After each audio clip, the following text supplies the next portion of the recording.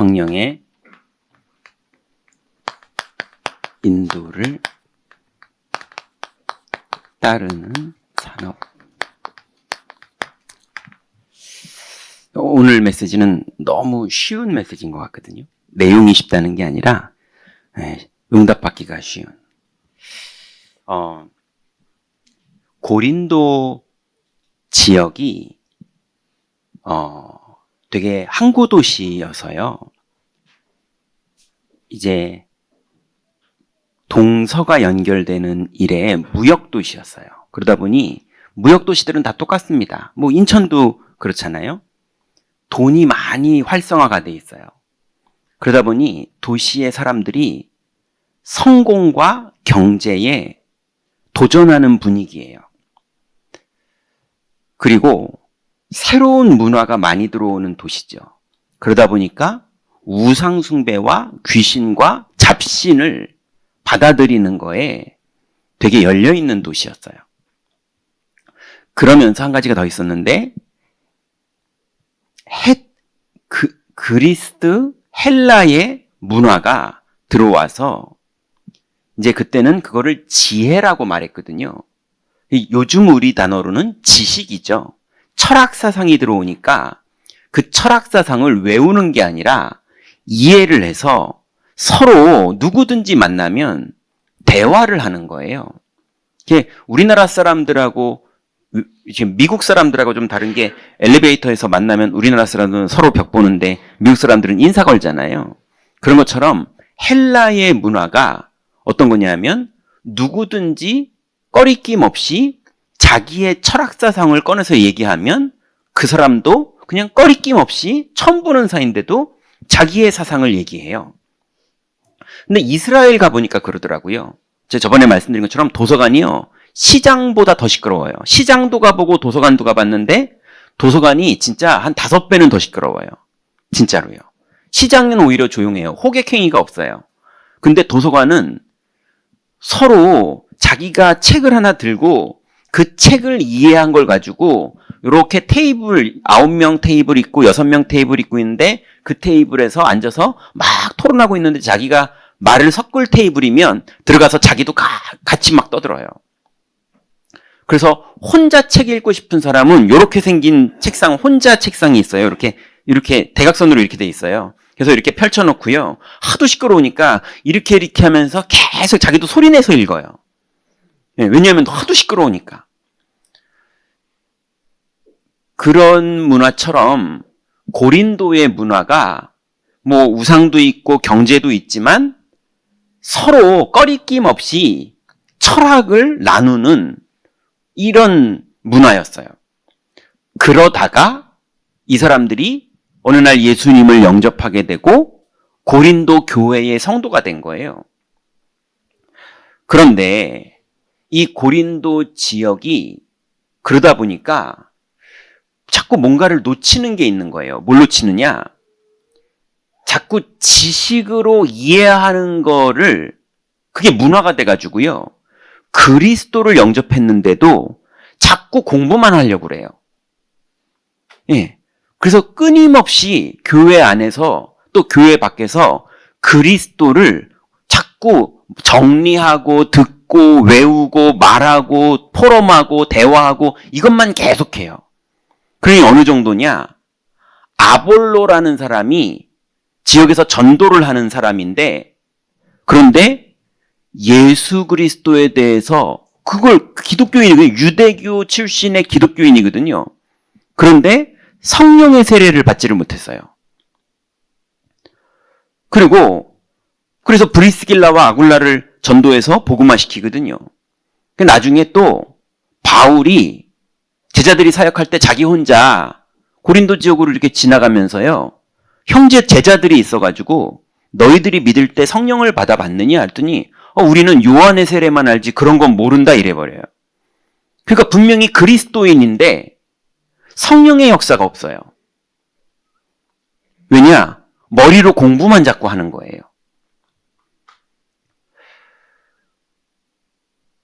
그런데 이 그리스도를 믿을 때 성령의 역사가 시작되는 거예요.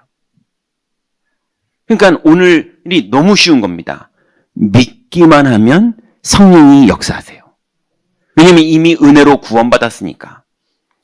그런데 고린도 교회 사람들은 교회 안에 들어와서도 믿으면 될 일을 자꾸 따져요. 하나님을 만나려고 와놓고 자꾸 따져요. 따지는 게 문화예요. 서로 간에 자기 의견을 말하는 게 문화예요. 예, 오히려 입 다물고 배워야 되거든요. 배우고 믿어야 되거든요. 근데 아무것도 모르면서 자꾸 말 걸고 따지고 가르치고 자기 의견 내밀고 이러는 게 너무 습관돼가지고요. 어느 정도냐?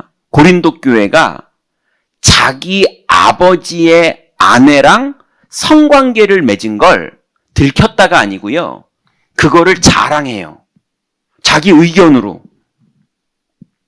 예, 왜냐하면 우상 숭배가 많았던 지역이잖아요. 그래서 신전에서 그런 식의 제사 의식을 하던 문화가 있던 동네잖아요. 자기가 어떻게 이해했냐? 아, 예수 믿는 것도 그런 거야. 이렇게 이해를 한 거예요. 그러니까 예수 믿는다고 교회 안에 들어왔는데 엉뚱한 걸 하고 있으면서 지식으로만 알지 성령님을 만나면 그분이 인도도 하시고 역사도 하시고 치유도 하시고 온전케도 하시는데 성령 인도랑 상관없이 자꾸 듣고 배우고 따지고 말하고 이것만 하는 거예요. 여러분, 들으셨으면 믿으면 돼요. 예. 믿기만 하면 성령이 우리를 깨닫게 하시고 인도하시고 역사하세요. 이게 안 될수록 여러분은 믿는 거에 진심을 안 하실수록 결국은 서운하고 화나고 시험 들고 섭섭하고 따지고 손해받고 이득 얻고 이거에만 진심이 돼요. 이해되세요? 믿음의 진심이 안 되면 그 사람의 진심은 누구나에게 있잖아요. 그 진심이 육신에 속해져 버려요. 그래서 이제 최고의 축복이 뭐냐? 산업의 현장에 있는 70인 제자들이 성령의 인도를 따라가는 게 시작되는 거예요. 그러면 그 안에 전도, 경제, 성령 충만, 가정이 다 들어 있습니다. 자, 정말로 안타까운 현장이 있는데요.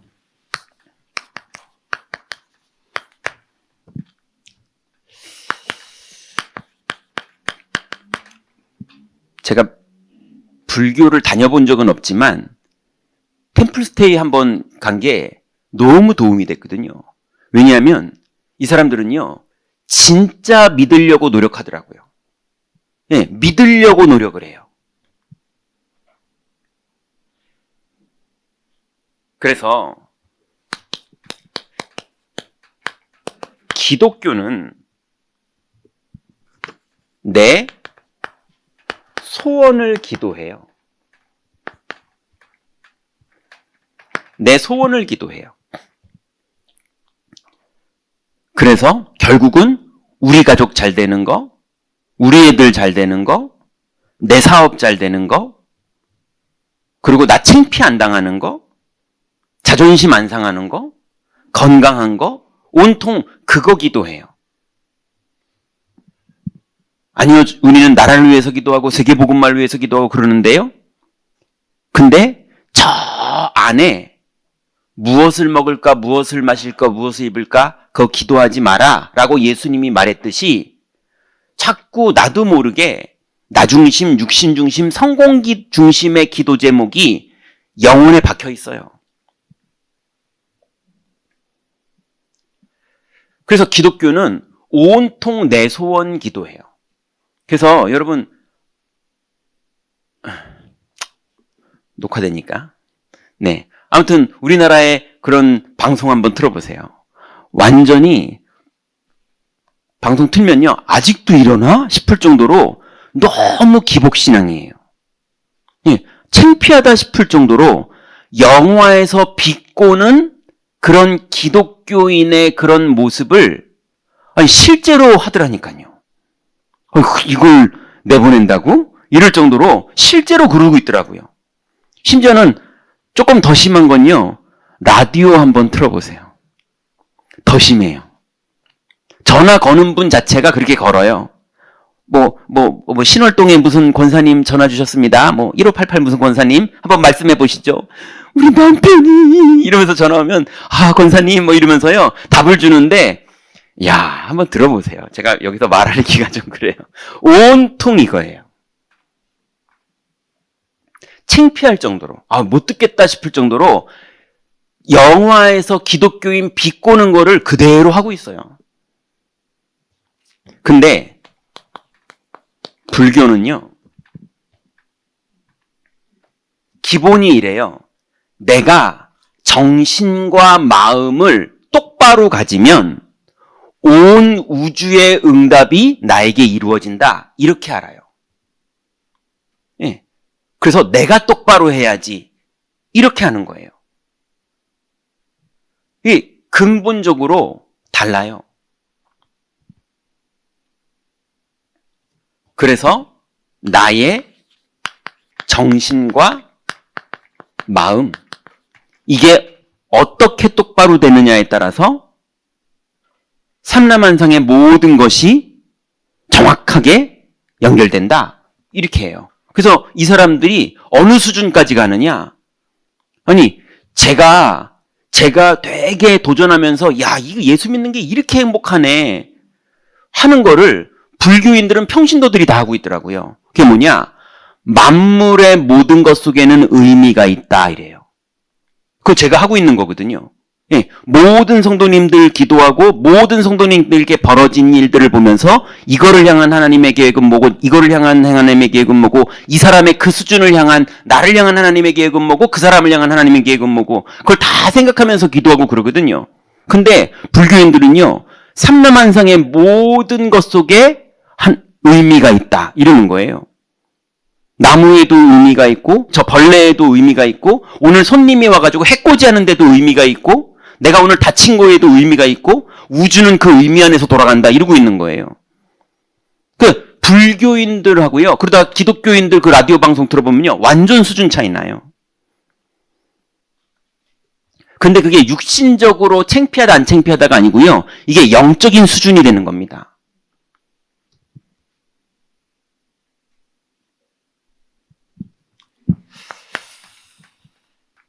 거기에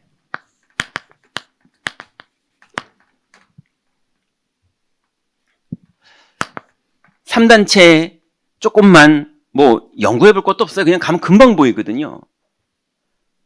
일단 프리메이슨 회관 이런 게 들어가고 제 방에도 거기서 갖고 온 책들도 있고 막 그러거든요. 그런데 거기 가보면요. 계속 이거 얘기해요. 다른 나.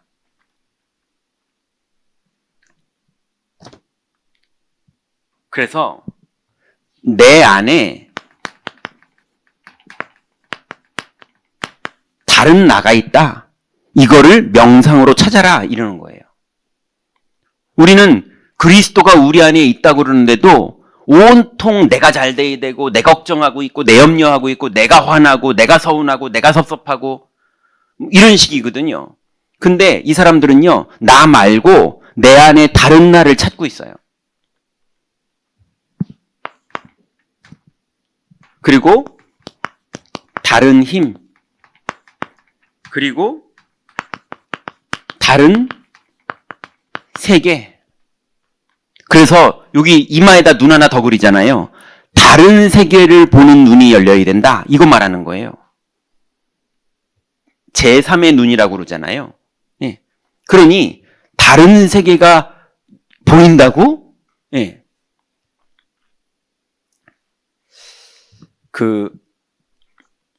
저는 예전에 영안이 열린다. 또 목사가 되려면 콜링을 받아야 된다. 이렇게 사람들이 그러더라고요. 목사님들도 그러시고요. 그래가지고 콜링을 어떻게 받았냐? 무슨 예배 때 뭘 들었다시는 분도 있고, 이런저런 얘기들이 있더라고요. 근데 저는 콜링이 없어요.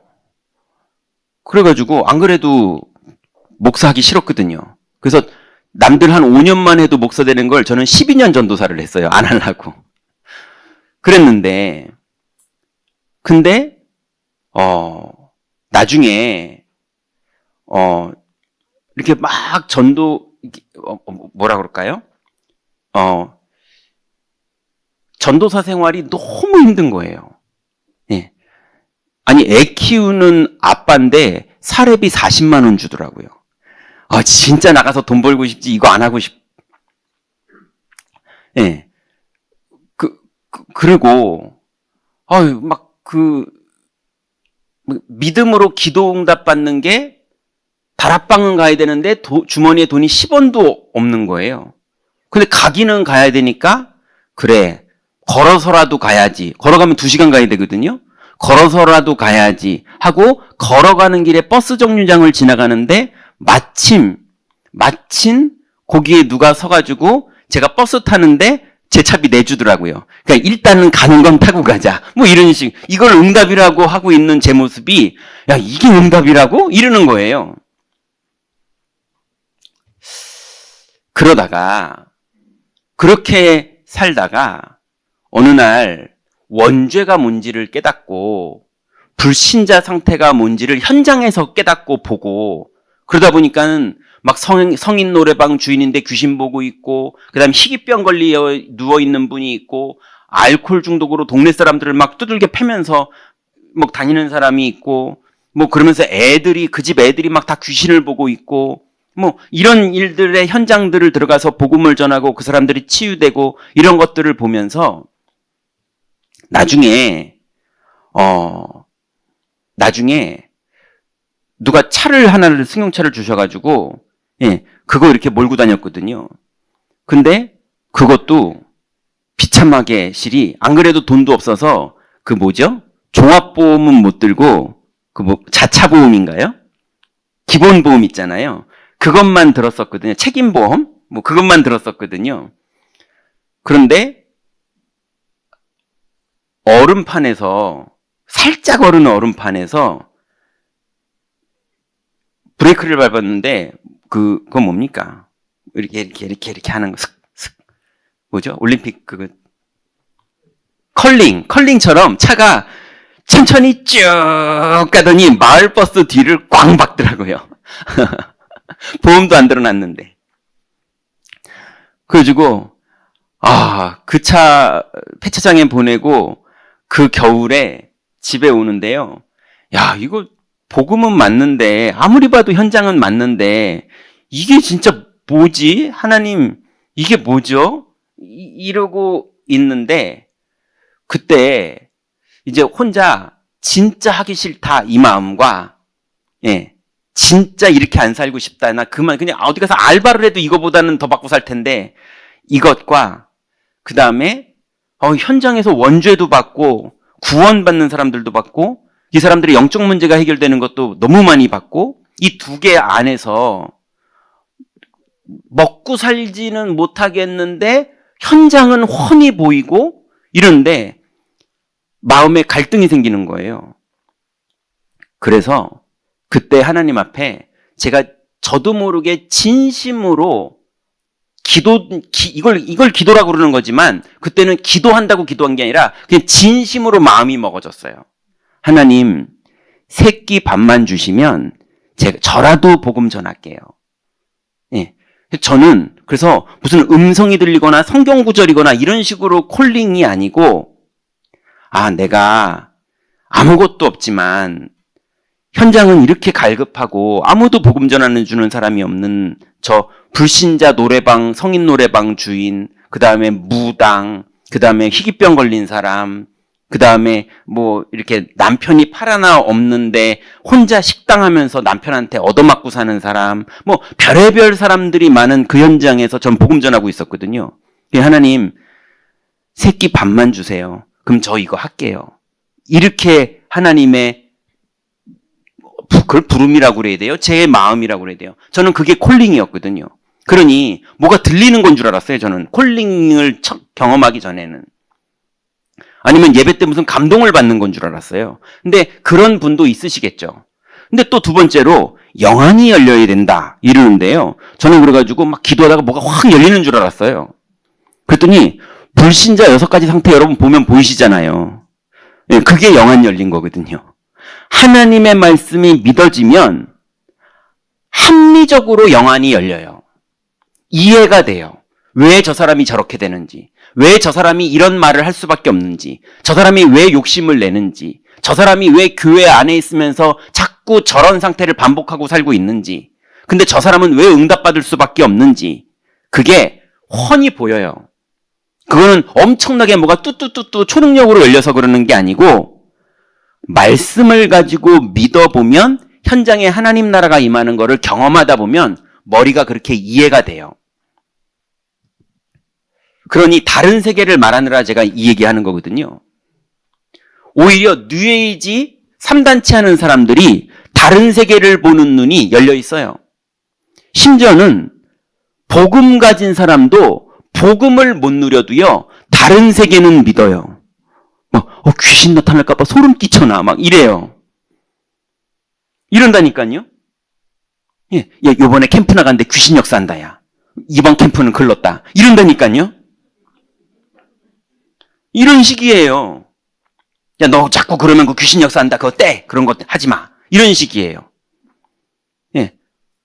뭐 한국사를 연구하면서 한국 문양의 그런 이런 이렇게 뭐 문양 있잖아요. 이 문양이 음양 오양이 어쩌고저쩌고 해가지고 이래가지고 이게 밥상에도 무늬가 들어가고 베개에도 무늬가 들어가고 집의 구조에도 들어가는데 그래서 귀신이 역사하는 집안이고 이거 전문인데 그리스도 안 믿어요 보니까. 한국사 교수님이세요.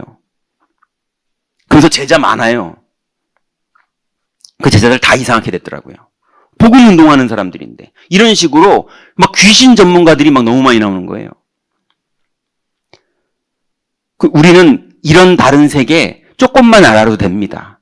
우리는 하나님 나라의 다른 세계를 알아야 되거든요. 근데 3단체는 이 다른 힘, 다른 세계, 다른 나, 이 속으로 계속 들어가는 거를 끊임없이 연구해요. 예, 끊임없이 연구해요. 어느 정도 하느냐? 매일 회관에 나와요. 예, 그래서 제가 그 호주에 가가지고 프리메이슨 회관이 있거든요. 그 회관에 갈 때마다 그 회관에 모임이 있더라고요.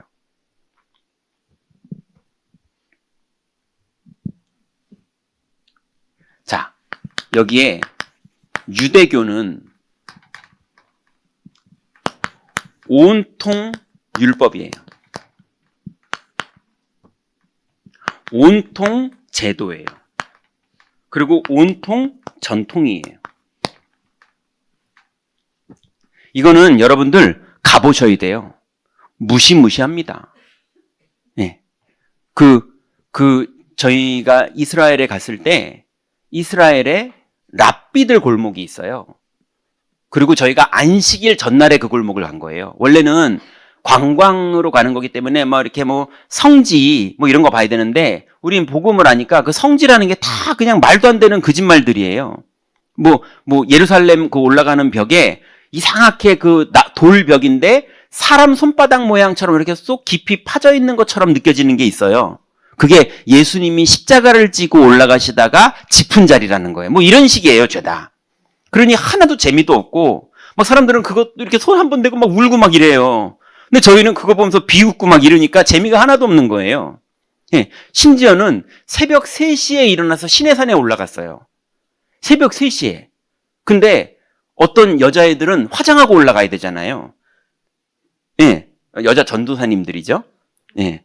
화장하고 올라가야 되니까 우리 남자 전도사들은 새벽 3시에 올라가니까 2시 50분에 일어났거든요. 눈곱 떼고 올라가면 되니까. 그리고 저 같은 좀 뺀질이들은 돈 내고 낙타 타고 올라갔거든요. 낙타 언제 타봐요, 시내산을. 그래가지고 낙타 타고 올라가는데 얘네들은 굳이 거기를 걸어서 올라가야 된다는 거예요. 그리고 특히 1시 반에 일어난 애들은요. 예, 1시 반에 일어났다가 나왔더니 아무도 없어서 2시 반인 줄 알았더니 아니었나 보지? 3시인데. 그래서 들어가서 잠깐 쉬었는데 눈 떠보니까 5시 됐어요.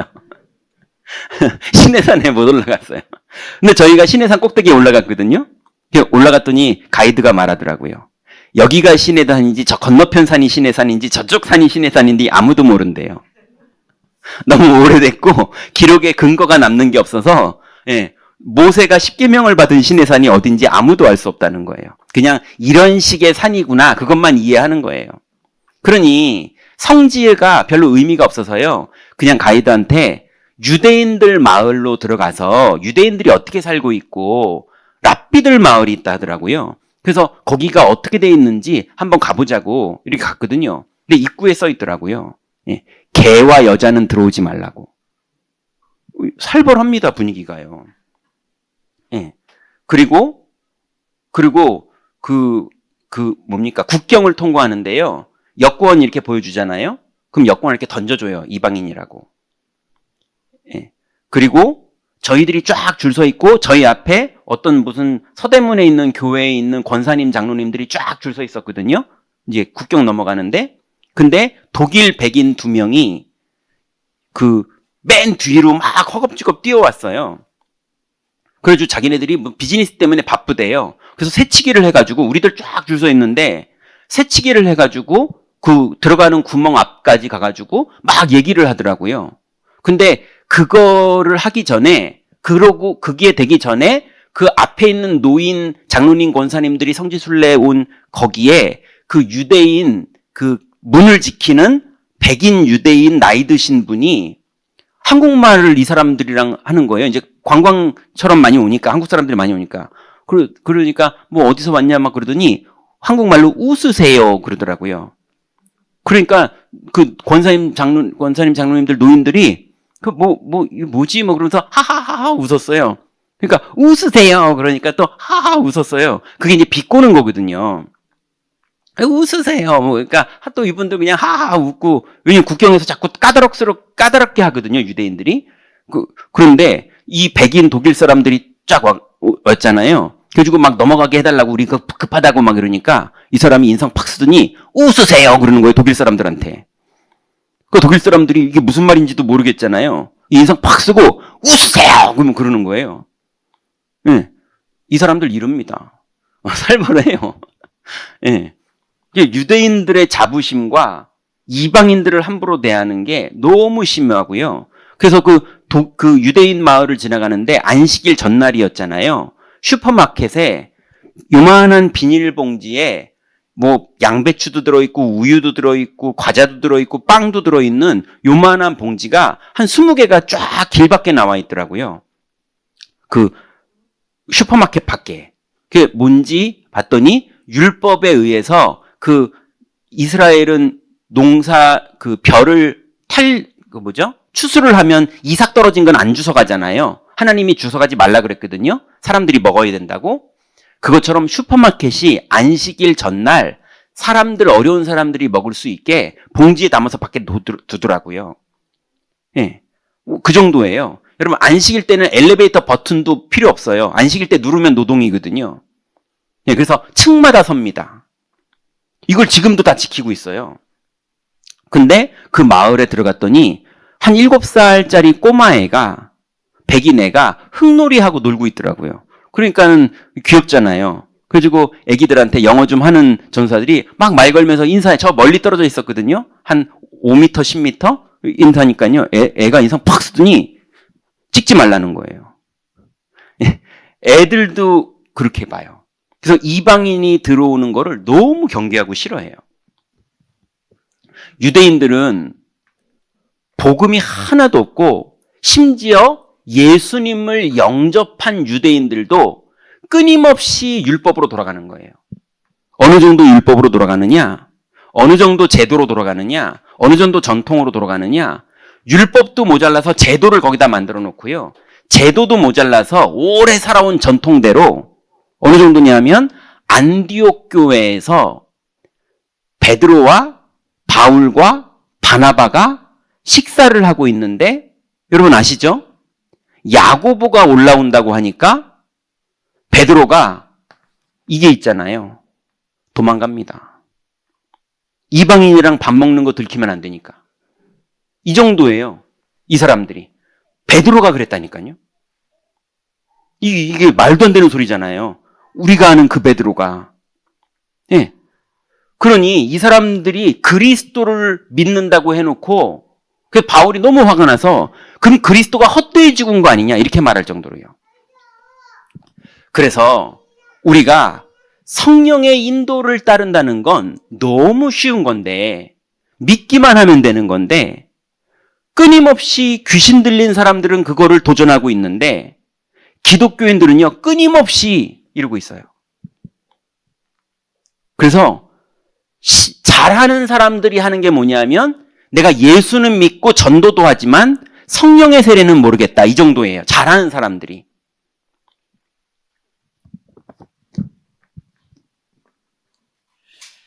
그래서 지금도 마찬가지입니다. 바울이 이 이후에 갈라디아서 2장 20절을 말했거든요. 그런즉 이제는 내가 사는 것이 아니요 내 안에 그리스도께서 사시는 것이다. 이렇게 말했는데도 사람들이 옛날 나는 죽었다는 말이잖아요. 그 말은. 근데 권사님들이 뭐라냐면 아직도 내가 안 죽어서 이러고 있어요. 이래요. 자꾸 또 불교로 돌아가는 거예요. 내가 죽어야 된다는 거예요. 내가 자꾸 화내고 있고 내가 욕심내고 있고 내가 미워하고 있고 내가 이거 다 회개해야 되고 이러고 있는 거예요. 그리스도가 다 끝낸 거 믿으라는데 자꾸 믿는 것만 안 하고 딴 거 하고 있는 거예요.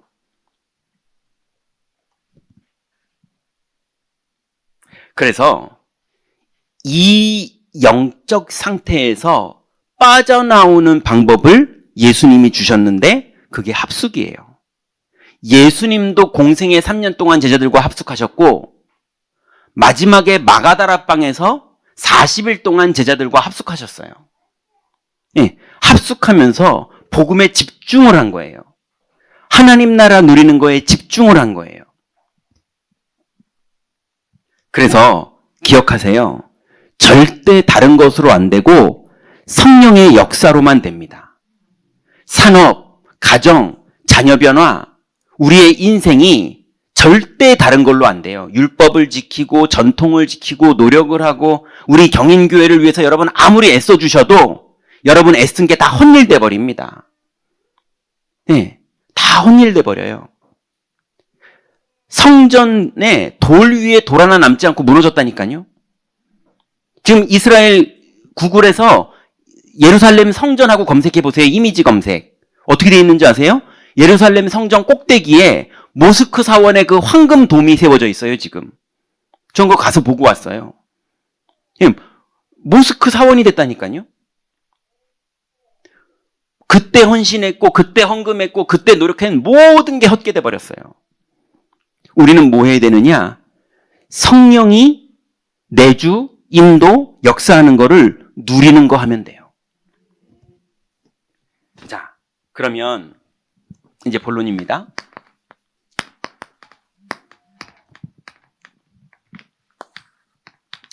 아주 간단합니다.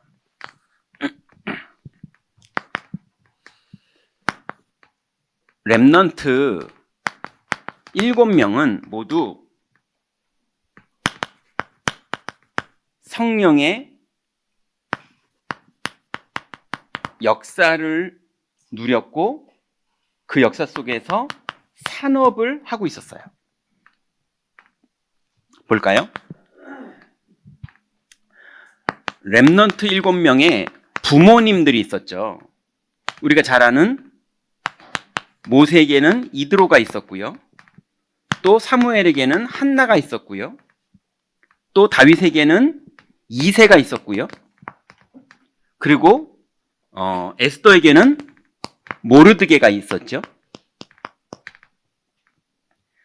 이 사람들이 다 성령의 인도를 따르던 사람들입니다. 그랬죠.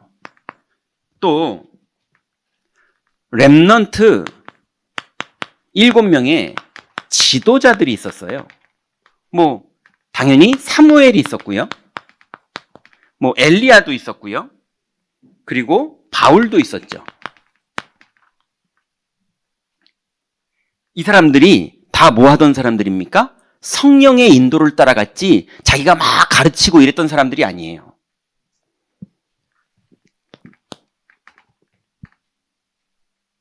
그래서 이렇게 컸던 렘넌트 7명은 실제 재앙 막는 산업을 했던 사람들이에요. 자리가 없어서 못 쓰겠는데 실제로 렘넌트 7명의 직업이 뭐였습니까? 정치인이었고 왕이었고 그리고 목축업자였고 그리고 총리, 경제총리가 요셉은 경제총리였죠. 그리고 선지자였고 그리고 선교사로 파송됐던 사람이었어요. 그래서 여러분 이제 우리 임마누엘 경인교회 여기 계신 분들은 맞다 틀리다가 아니라 성령의 인도를 받으세요. 그러면 그 현장에 성령이 역사하십니다. 이게 키포인트예요. 저도 돼요. 저도 성령이 역사하는 걸로 지세요. 여러분 이겨도 돼요. 이겨도 성령이 역사하는 걸로 이기세요. 그걸 바울은 내가 사는 것이 아니라 내 안에 그리스도로 사는 것이다 그랬어요. 그래서 오늘 우리가 읽었던 본문이 뭡니까? 성령의 인도하심을 따라서 움직였던 바울과 바나바예요. 그래서 오늘부터 여러분 모든 일에 성령의 인도를 받아보세요. 해보세요. 어렵지 않잖아요. 모든 거에 성령의 인도를 받으려고 자세만 가지면 돼요. 마음만 조금 먹으면 돼요. 하나님 어떻게 인도를 받아야 돼요? 물어만 봐도 돼요.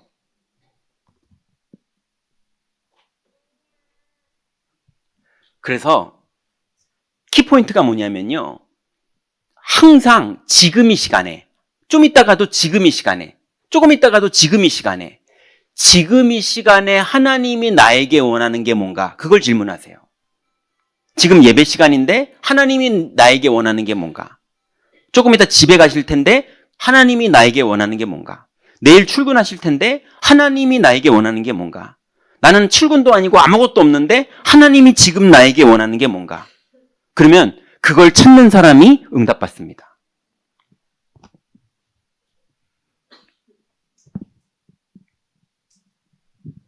그러면 그리스도의 마지막 명령이 이해돼요.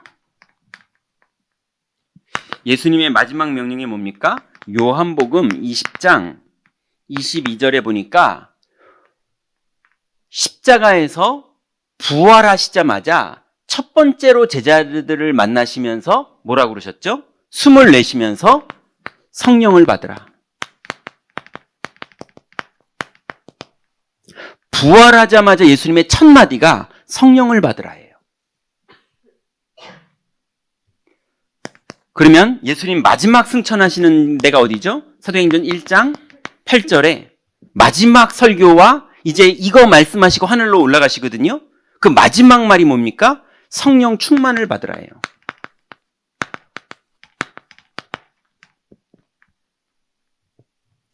그래서 정확하게 이 이후로 계속 사도행전 2장부터 시작해서 계속 성령의 역사가 나타나죠. 그러고 나서 오늘 우리가 읽었던 사도행전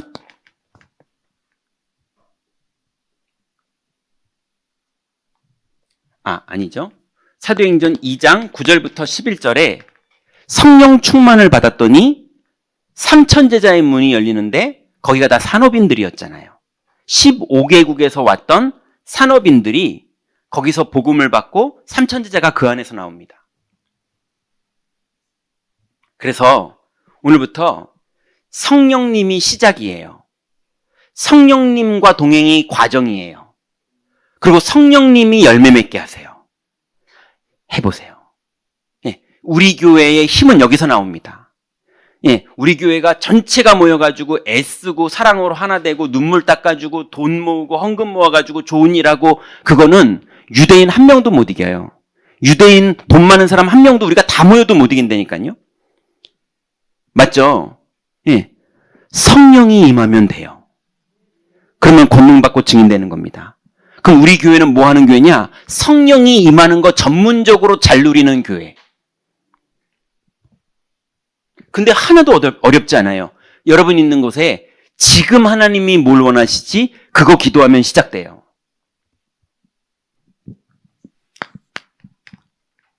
그래서 초대교회 산업인의 힘이 이제 결론 났죠? 뭐가 산업인의 힘이었겠습니까? 똑똑한 거, 경험 많은 거, 뭐 배포 좋은 거, 스케일 큰 거, 꼼꼼한 거, 이거는 달란트지 그거는 주역이 아니에요. 이 사람들이 뭘 가지고 있었느냐? 70인 제자는 70 지역과 그 안에서 70 제자 세우는 것, 이게 성령 인도함을 받기 위한 기도 제목이었어요. 왜냐하면 예수님이 그거 명령하셨거든요. 그러니 이거를 기도 제목으로 삼고 현장에서 성령 인도를 받기 시작한 거예요. 이거를 해라가 아닙니다. 여러분 해도 못하잖아요. 그죠? 한다고 되는 걸 말하는 게 아닙니다. 예, 성령 인도를 받기 위해서 기도 제목을 잡으라는 거예요. 하나님이 하십니다. 그래서 이 정도는 돼야, 그래도 거래처가 70지역에 70제자가 있어야 그래도 세계보고마을 산업이 좀 되지 않겠습니까?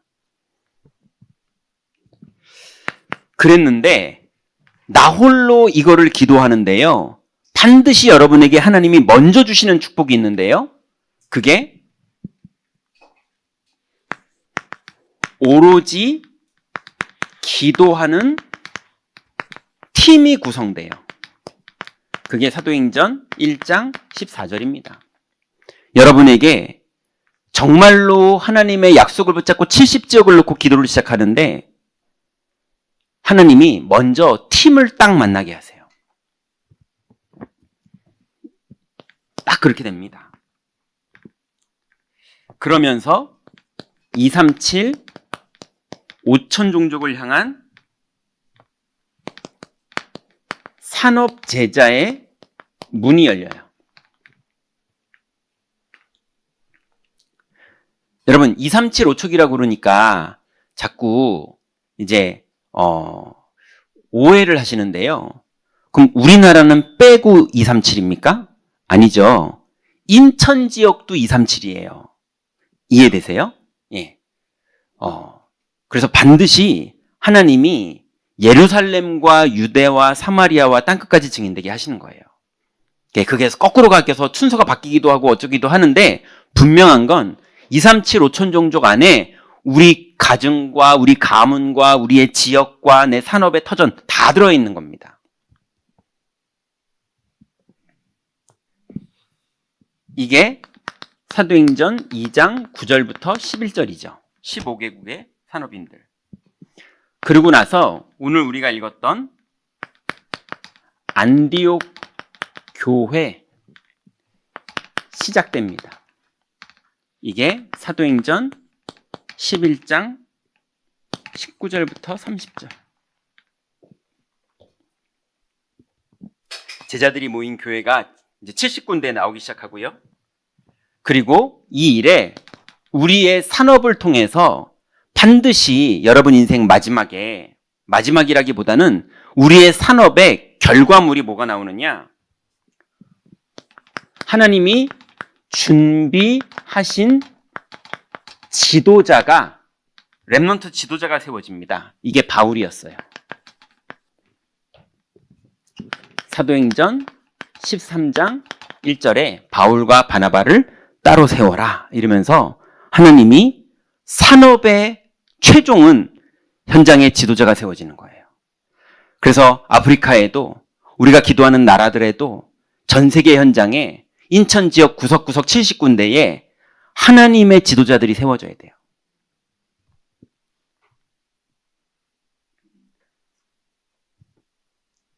뭐부터 시작하면 되느냐?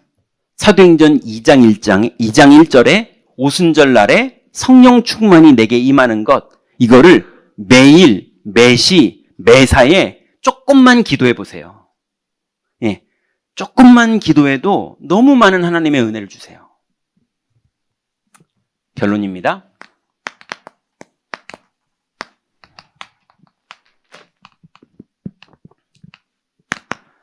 여러분, 나를 체크해 보세요. 이번 지금 한 3주, 4주째 우리가 지금 체크에 대해서, 체크리스트에 대해서 계속 얘기하고 있죠. 나를 한번 점검해 보세요. 내가 하루에 기도는 몇 번 하고 있지? 내가 은혜는 받은 건 맞는데 일주일을 어떻게 보내고 있지? 조금만 점검해 보면 금방 답이 나고요. 금방 답이 나면 조금만 행동하면 됩니다. 어려울 거 하나도 없어요. 너무 쉬워요.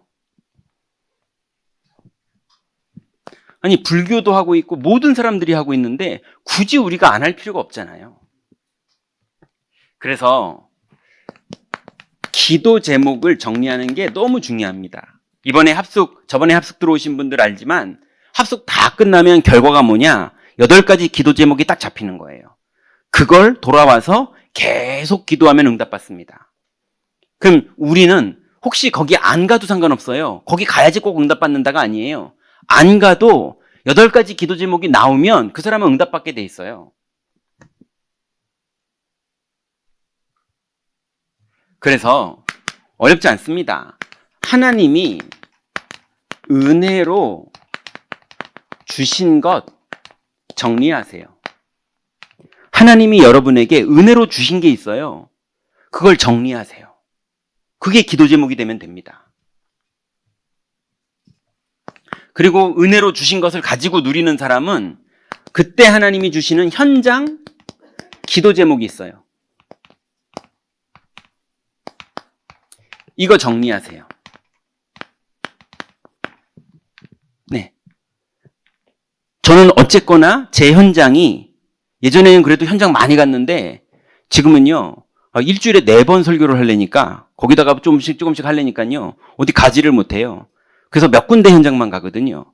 그리고 저는 그 대신 예전에 현장에서 했던 그대로를 우리 교회 성도들 이름을 다 놓고 기도하고 그 이름을 놓고 기도할 때 점점 그 사람을 알게 되면서 그 사람의 가족들, 그 사람의 현장, 그 사람의 산업 다 알면 할수록 기도의 반경이 계속 넓어져요. 현장 기도 제목, 그 사람이 그러면 어떤 마음을 먹어야 되는지, 그 사람은 지금 뭐가 필요한지, 그게 점점점 알아지고 이해되고 그 기도 제목을 잡을수록 하나님은 계속 저에게 역사하세요. 여러분도 현장에서 기도 제목을 잡아보세요. 우리 아이들을 위해서는 뭘 기도해 줘야겠는지, 우리 딸을 위해서는 뭘 기도해 줘야겠는지, 우리 남편을 위해서는, 저 종업원 저 사람을 위해서는, 저 못된 저 사람을 위해서는, 저 착한 저 사람을 위해서는, 우리 교육자들을 위해서는 여러분이 뭘 기도해 줘야겠는지를 한번 기도 제목을 딱 잡아서 하나님의 뜻대로 기도 제목이 잡히면 하나님하고 여러분하고 통하는 게 시작되는 거예요. 해보세요. 그러면 여러분 최종에 드디어 산업의 방향이 나옵니다. 여러분의 진심의 산업의 방향이 무엇을 먹을까 마실까 입을까가 아니라 정말 여러분의 진심의 산업의 방향이 하나님의 237과 5천 종족을 향한 하나님의 계획 속으로 내 산업의 이유가 담긴다면 그때부터 하나님의 일이 더 본격적으로 진행돼요. 그 첫 발걸음이 오늘 이 시간부터 하나님의 뜻대로 기도를 시작하는 거예요. 아무것도 얘는 모르는구나. 하나님이 그렇게 보시면 그 사람이 무슨 기도할 때 하나님 제일 축복하시느냐? 저 아무것도 모르겠습니다. 그 기도를 딱 하는데 얘 이제 제대로 기도하네? 그럼 하나님 거기부터 역사하세요. 맞죠? 여러분, 하나님 뜻대로 기도하시다가 하나님의 모든 말씀이 성취되는 그 여정을 가시기 바랍니다. 하나님 감사합니다. 우리에게 주신 성령의 인도를 따르는 산업의 축복 속으로 우리가 성령 인도 받기를 원합니다. 하나님, 이제 나의 첫 발걸음부터 주님께 기도하다가 성령의 인도함 받는 영적인 눈이 열리도록 우리를 인도하여 주옵소서. 예수 그리스도의 이름으로 기도드렸습니다. 아멘.